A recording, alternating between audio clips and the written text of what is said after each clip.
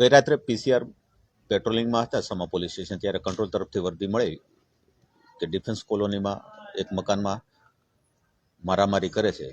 Police ત્યાં પહોંચી ત્યારે દરવાજો ખોલાવેલ ત્યારે દિયર ભાભી, જેનું નામ ધર્મેન્દ્ર યાદવ અને મરનાર છે હરિગોવિંદ, એની પત્ની સાધનાઓ બને ત્યાં હાજર જ હતા.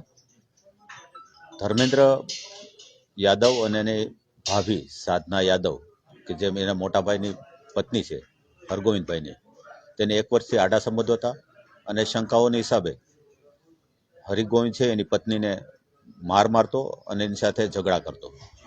એટલે પ્રેમમાં, આડા સંબંધમાં આડખીલી બનતો હોય પોતાનો ભાઈ, એટલે ધર્મેન્દ્રભાઈ અને તેની ભાભી સાધનાએ ગળે ટૂંપો આપી અને ગુપ્ત ભાગે લાતો મારી અને મૃત્યુ નિપજાવે છે. છેલ્લા 1 વર્ષથી, છેલ્લા 3 વર્ષથી અહીંયા રહે છે.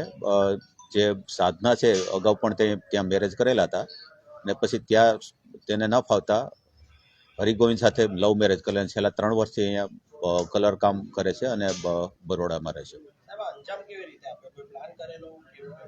દર વખતે માથાકૂટ થતી અને વાતચીત થતી. આ બાબતે હરિગોવિંદ પોતાના નાનો ભાઈ હતો ધર્મેન્દ્રને રોકટોક કરતો કે ભાઈ તું વધારે વાતોચીતો કરમાં, એને આડકતરી રીતે ખ્યાલ આવેલો કે આ વચ્ચે કાંઈ રંધાઈ રહેલું છે. આ બાબતે માથાકૂટ થતી, પેલો મારકૂટ કરતો પોતાની પત્નીને.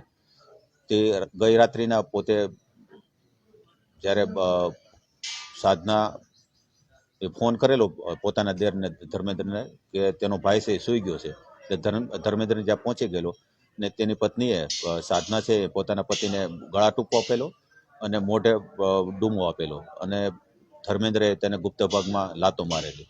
આ રીતે તેનું મોત નીપજ્યું છે. યુપીના છે, મૂળ યુપી ઈટા જિલ્લાના છે. આરોપીની ઉંમર 35ની આસપાસ છે અને તેનો દિયરનો ઉંમર છે 28ની આજુબાજુ છે અને એની ભાભી છે એની ઉંમર 30 વર્ષની આસપાસ છે. હા, આરોપીએ પોતે કબૂલે છે કે છેલ્લા 1 વર્ષથી તેની સાથે આડા સંબંધો હતા. અમારી ચેનલને લાઈક કરો, શેર કરો અને સબસ્ક્રાઇબ કરો પ્લીઝ.